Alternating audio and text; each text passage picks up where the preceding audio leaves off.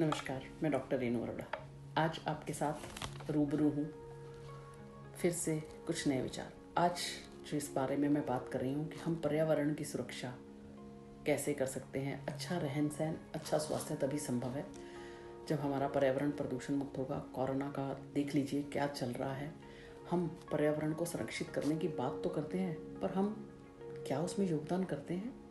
पूछिए अपने आप से सवाल, क्या हम पर्यावरण को बचाने के लिए कुछ काम करते हैं? आसपास के पर्यावरण को सुरक्षित रखने के लिए हमें भी तो इको फ्रेंडली बनना होगा, हमें भी तो कुछ काम करना होगा। क्या हम सारी आशाएं सरकार से लगा कर बैठ जाएं, या सारे जो चीज़ें हैं वो गवर्नमेंट एम्प्लॉय से लगा के बैठ जाए कि जो इस डिपार्टमेंट में नियुक्त है भैया वही पर्यावरण की सुरक्षा करेगा, हमारा काम नहीं है। जी नहीं, ऐसा नहीं है। हमें भी बराबर का योगदान देना पड़ेगा। तो उसके लिए हम कैसे कर सकते हैं? सबसे पहले हम अपने घर से शुरू करें। सूखे और गीले कचरे को अलग अलग नहीं करते हैं, अलग अलग डस्टबिन लगाइए। हरियाणा सरकार ने बड़े सारे डस्टबिन लोगों को बांटे, पर वो कितनी काम के आ रहे हैं।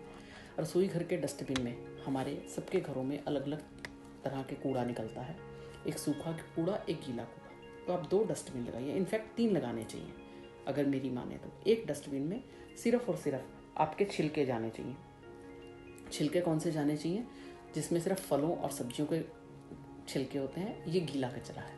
सूखा कचरा जो हमने अपने कमरों से झाड़ू लगाया और उसमें जो मिट्टी विट्टी निकली वो अलग हो गया। इसके बाद रसोई के गीले कचरे को आप कोई ऐसी जगह, हमारे सबके घरों में गार्डन होते हैं, मिट्टी खोद कर दबा दें तो फल और सब्जियों के जो छिलके हैं उनसे ऑटोमेटिक खाद तैयार हो जाएगी। आपको बाज़ार से खरीदने की ज़रूरत नहीं पड़ेगी। अब कई बार हमारे घरों में जैसे पिज़्ज़ा आ गया, कोई और आ गया, तो हमारे पास गत्ते के डिब्बे बड़े इकट्ठे हो जाते हैं।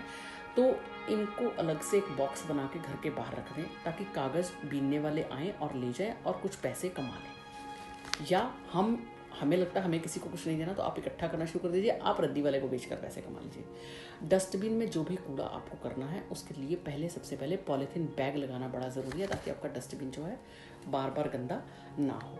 बिजली का प्रयोग आवश्यकता अनुसार कीजिए, जहाँ ज़रूरत नहीं है वो बिजली बंद कर दीजिए। आपके घर का हर इलेक्ट्रिकल उपकरण ISI मार्क होना चाहिए। बल्ब और ट्यूब की जगह CFL लगाने को प्राथमिकता दें। आपकी लाइट कम खर्च होगी, एक बार खर्चा होगा और उसकी पर रिप्लेसमेंट भी है। अगर आपकी सपोज 3 साल की वारंटी है, तो अगर साल बाद आपकी CFL ख़राब होगी तो आपको फ्री ऑफ कॉस्ट रिप्लेसमेंट भी मिलेगी। दूसरी बात, माइक्रोवेव, कंप्यूटर, चार्जर, TV, इन्हें पीछे से बंद कीजिए। हम लोग क्या करते हैं, रिमोट से बंद कर देते हैं, तो वो लाइट जो है मेन स्विच से बंद करनी चाहिए। आदत नहीं है हम लोगों को मेन स्विच से बंद करने। अब बच्चे सबके घरों में हैं, बच्चे कॉपीज़ भी यूज़ करते हैं, बच्चे रजिस्टर भी यूज़ करते हैं, और साल के एंड में आकर ऐसा नहीं है कि हमारे बच्चों की सारी कॉपियाँ भर जाती हैं। आप कभी, मुझे लगता है बहुत से घरों में ये चीज़ें नोट नहीं होती, पर आपको नोट करनी चाहिए कि आपके बच्चे की कितनी कॉपियाँ जो हैं, कॉपियाँ पीछे से खाली पड़ी हैं, क्योंकि इनको बनाने में पेड़ों की ही कटाई होती है, पेड़ों का ही प्रयोग होता है।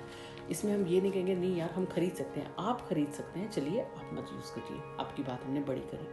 आप वो पेजेस अलग कर लीजिए और उनको स्टेपल करके अपनी किसी काम वाली बाई को दे दीजिए कि भैया तेरे घर में पढ़ने वाला बच्चा है, तू इसको प्रयोग कर ले। कम से कम वो कागज वेस्ट नहीं होगा, है ना। और दूसरा, जो हमारे घर में बच्चे हमारे, मैंने एक अपने बचपन में बात सुनी थी, मेरे को कोई जानते थे, वो क्या करते थे, जो घर में कैलेंडर आते थे उसकी भी उल्टी कटिंग करके स्टेपल करके अपने बच्चों को रफ काम के लिए वो भी पकड़ा देते थे। आप चाहें तो वो भी कर सकते हैं, क्योंकि कागज़ तो उसमें भी यूज़ हो रहा है। अब जो कैलेंडर बन रहा है, कपड़ा तो उसमें भी यूज़ हो रहा है।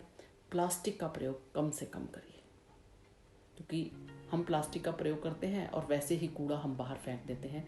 वो किसी न किसी जानवर के मुंह में अड़ता है। कई बार गायों की मृत्यु का कारण ही ये प्लास्टिक बैग्स बन जाते हैं। जो खाने वाली चीज़ें हैं उनका जो है इस्तेमाल वैसे ही बन जाता है।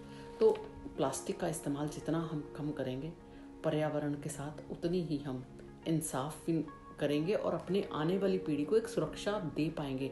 नहीं तो आने वाली पीढ़ी के साथ बहुत कुछ ऐड होता चला जाएगा।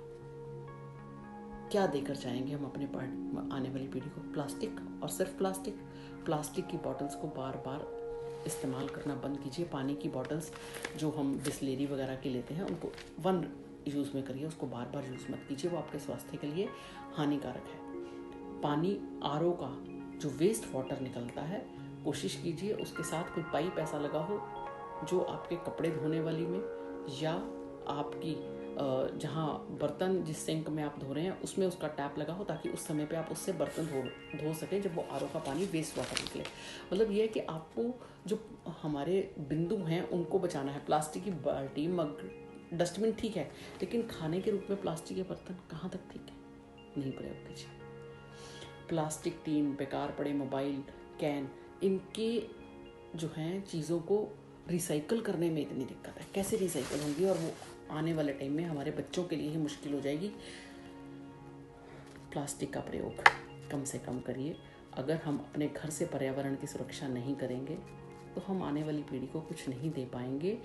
इसके बाद आते हैं पानी। जल है तो जीवन है, बड़े नारे लगते हैं, पर क्या हम अपने घरों में इन सब चीज़ों का इस्तेमाल कर रहे हैं? तो झांकिए अपने जीवन में, हम जल को कितना बचाते हैं। गाड़ी साफ़ करने के लिए आज भी हम पाइप से साफ़ करते हैं, जितना मर्जी पानी वेस्ट हो। जब हम टूथब्रश करते हैं तो नल का खुला छोड़ देते हैं।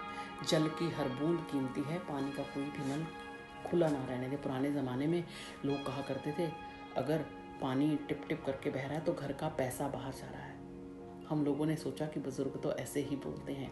वो बुज़ुर्ग ऐसे नहीं बोलते थे, उनको पता था जल की हमारे जीवन में क्या अहमियत है, और आने वाले समय में पानी के पीछे ही झगड़े होंगे, क्योंकि जल स्तर लगातार घटता चला जा रहा है और जनसंख्या निरंतर बढ़ती चली जा रही है। क्या हमने पानी का कोई उपाय सोचा? क्या हमने साफ हवा का कोई उपाय सोचा? हमने सूट बूट डाले और बाजारों में निकल गए। सोचिए, ये काम भी हमारा है, हम इंसानों का है। अगर गंदगी हम मचा रहे हैं तो उस गंदगी को साफ करने की जिम्मेवारी हमारी है। अगर जल आज हम बेतहाशा प्रयोग कर रहे हैं, कल को हमारे आने वाले बच्चों को नहीं मिलेगा जल। सोचिए इस बात के ऊपर। हम कहते हैं अरे मेरे एक जल बचाने से क्या हो जाएगा। अगर हर इंसान यही सोच लेगा तो बचाएगा कौन? आप धीरे धीरे धीरे धीरे करके कम्युनिटी बनाइए, उसमें इन सब चीज़ों के प्रति लोगों को अवेयर कीजिए। जब आप लोगों को अवेयर करेंगे तो ज़रूर इन चीज़ों में सफलता पाएंगे। तो इन्हीं शब्दों के साथ मैं अपनी वाणी को विराम दूंगी। वीडियो पसंद आई तो लोगों के साथ शेयर करना ना भूलिएगा, और पर्यावरण बचाइए, लोगों को प्रेरित कीजिए, जागरूक कीजिए, इसी में सबका भला है। और ट्विटर, इंस्टाग्राम, यूट्यूब पे फॉलो करना ना भूलिएगा।